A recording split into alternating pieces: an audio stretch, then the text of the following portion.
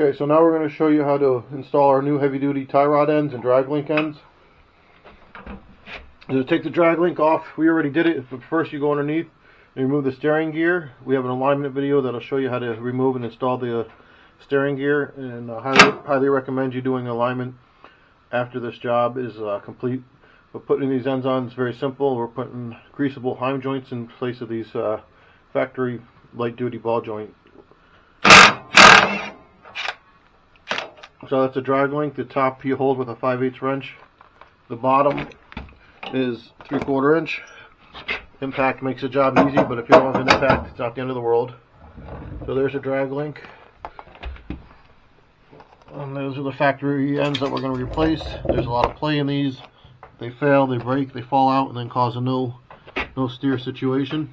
And then there's the steering gear, which again in our alignment video we go into detail about how to shim and adjust and work on that. And this is the tie rod. Same size wrench and socket for this.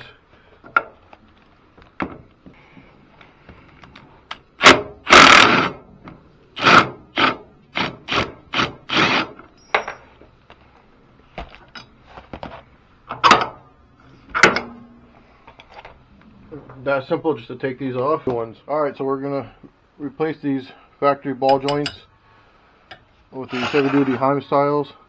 They're much heavier duty, they're serviceable, greaseable, and need a little bit more range of motion with these. When these fail, they fall right out.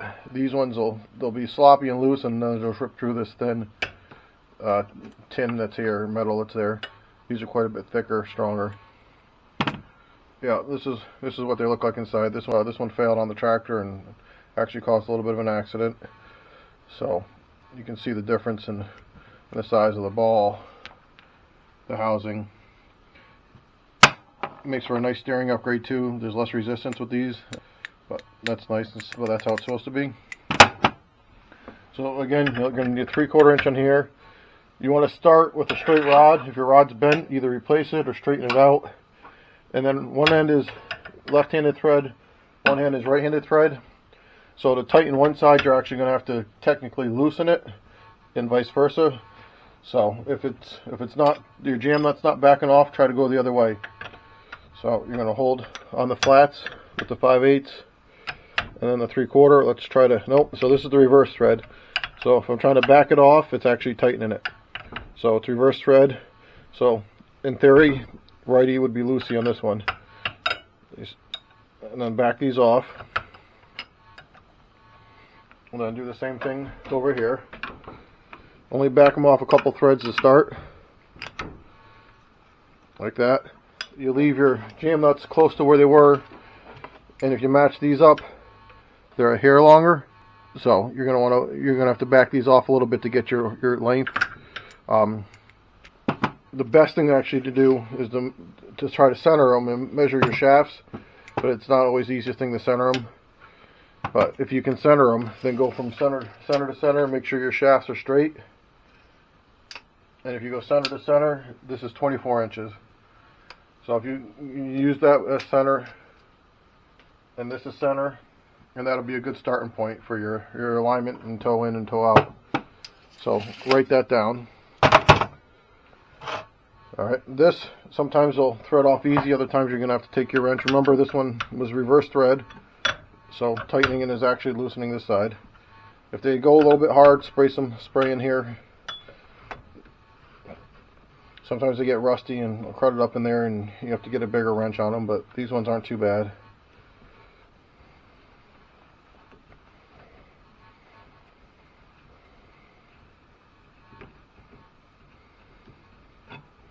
So we can compare your overall length here just so you get an idea. You're going to have to back that jam nut off a little bit.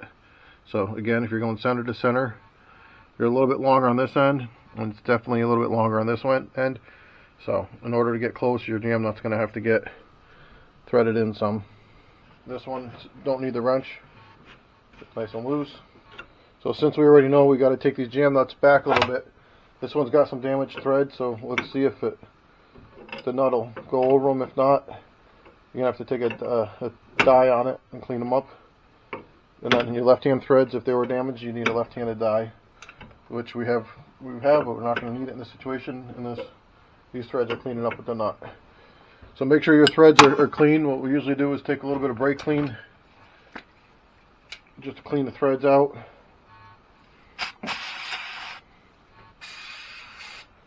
If they're real grimy and stuff, you can take a wire brush or a pick and clean the threads out, but these ones aren't bad. And then the key here is to make sure you get your right hand in on the right hand side and left hand on the left hand side, because they won't work otherwise. So this one is loosening, but you see it's tightening. So I'll get those set up to the right ones on the right side.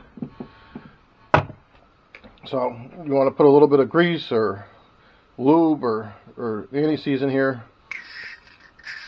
Just keeps the threads protected and makes life down the road taking them off or adjusting them much easier. This is our reverse thread. So the reason we kept our jam nuts equal distances is to give us a good point of reference, because you want these to go on the threads just about equally on both sides. So that'll give us a point of reference. Alright. These should spin on pretty nice by hand. If they don't, check your threads or lube them up a little bit more. Take your rod and put them up, your rod ends vertically. And then now you're going to measure and go back to that 24 inches that we want to come close to. Again, you're measuring from the center of the stud to the center of the stud to get your 24. Pretty darn close. You come in probably a little bit. You turn and a turn on this one. And you need them both to face the same direction. On the bench, it doesn't matter if they're up or down, but as long as they're both facing the same way, they got to be on a flat plane. So if you were to line a ruler across, that it hits these flats, and these are straight. And right now you don't get too crazy with tightening them, because we got to do an alignment. So take your jam nuts and put them up against there. These you're going to need a bigger wrench for. These are 3/4 also. You want to hold the joint, and then remember these are reverse threads, so loosening is tightening and tightening is loosening. Just snug them up so they don't wobble around on you when you're going to install them. Then you do the final snug up after they're aligned. You can do it now too. Easy to grease them. It's ready for install and alignment. The drag link's got the steering gear on it. It's a little different on one end. So this has got a 3/4 inch nut up here, and then again here your 5/8 you're going to hold.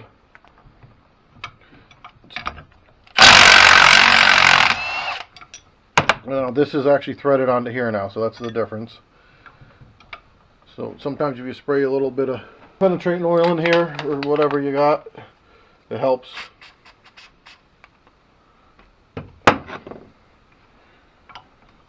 And then sometimes these will come right off like this. Other times you're gonna have to put this in a vise and turn the wrench. Usually they're not too bad. Again, you need to hold that nut and then thread this off.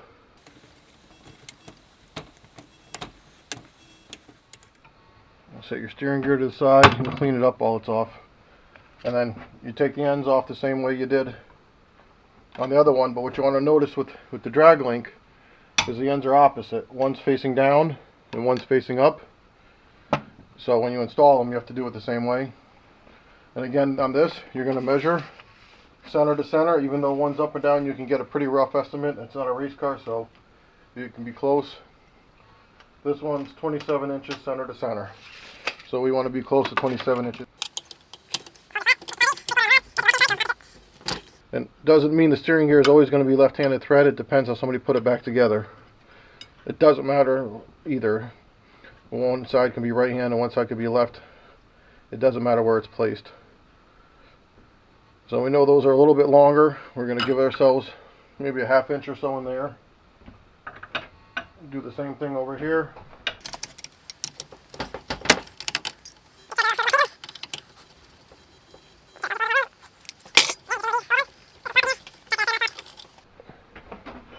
This tractor is getting our full steering upgrade.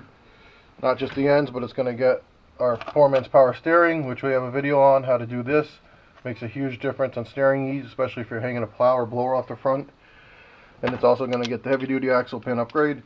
And this is a must if you want to fix your steering and doing a correct alignment. You can do all this, but if you don't fix your axle pin, it's only going to do so much. We have a video on this too.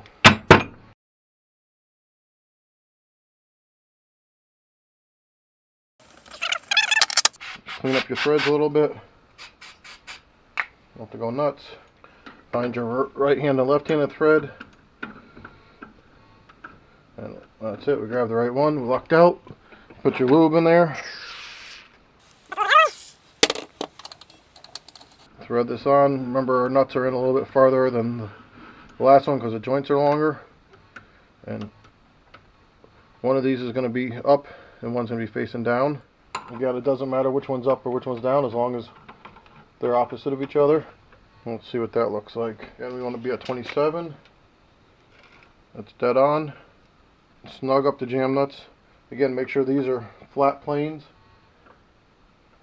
So if you're to lay a ruler across, it would be on the flats. These we just snug up again so they don't move when we do the install, but we're going to keep them loose enough that we can adjust them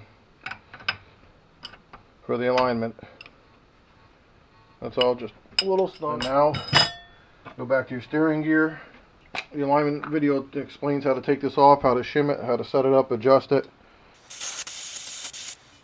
Clean your gear up before you put it back on. Some of these got bushings in here, bronze bushings, some don't. Some are greaseable, some are not.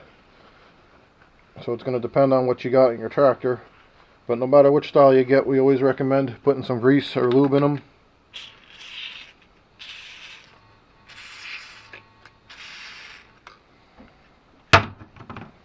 Same thing with the threads. So install your steering gear. Make sure you got it the right way. The studs on these are all normal right-hand thread. So remember that.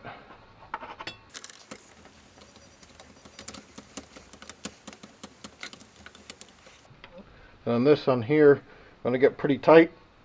And you want it to bottom out, but it's not going to go flush because there's a little gap in here. So just get it tight so you know it's tight. Put your wrench on there and just give it a good snug. So sometimes you got lock washers and sometimes you don't, but we put them on there. Doesn't hurt anything, and a little extra precaution. You don't want your steering ever to come loose or fail. Dangerous situation. Again, 3/4 inch. 5/8 here. Snug it up nice like that.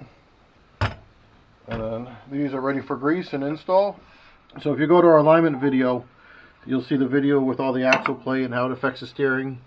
And it affects your steering turning radius greatly, and it also affects your steering responsiveness. This pin is just a piece of pipe. Some of the older ones are solid, and it just goes through these pieces of plate steel that are pretty thin, and then the axle is riding on there. So it's just not a great design. And what happens is there's a plate like this on the back, and the axle sandwiched between it, and this plate starts spreading over time, and it flexes and it gets fatigued, and then your axle is allowed to move back and forth inside this thing. You can see the pin's worn, the axle's worn. None of this should be going. If you watch the axle itself, it rocks. That's just me doing it by hand. There's a ton of play. There shouldn't be any in here. If you go back over here and watch the pin, you actually see the pin itself move. And it's just not the axle in the pin, but it's also the pin inside this. So you can't do a ton easily about the oblonged wearing of this piece of plate. But the axle itself doesn't wear all that bad. The plate maybe. So once you put an upgraded pin in here, you'll see it sandwiches this together and it eliminates a ton of that play. Okay, now we're going to show you this install. So first, it's easier to do your drag link. Just spray the threads up and make them going on and off next time easier if you need to for any reason. Put your lock washer on, your jam nut.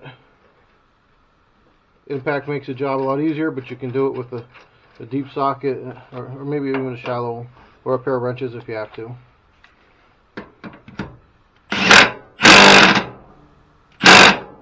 And then you put your tie rod on, which since we measured it, it should be pretty close to where it came off of. Again, just spray the threads up. Make sure you got your lock washer on there.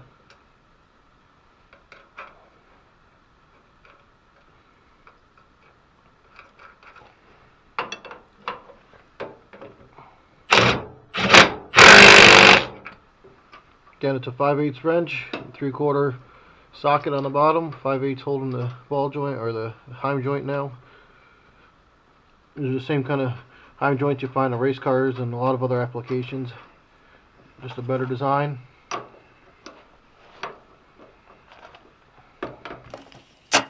If you can't get in there and you don't feel like taking the tire off, you can tighten them up enough with a pair of wrenches or a socket and ratchet. So this tractor's got our full front end kit. We put the poor man's power steering in, which is, you can't see it, but it's sitting between this axle and the spindle on both sides. Got the 4 Heim joints, the drag link, the tie rod ends, the heavy duty axle pin, which is essential to do the job right, and then new wheel bearings. Go to our alignment video to understand how to completely align this correctly, and that's very important to getting your steering correct and to turning both directions equally, and put on your steering gear correctly. And then for the poor man's power steering install, we have a video, and for that axle pin we have a video, as well as the wheel bearings. Thanks for watching. Please like and subscribe.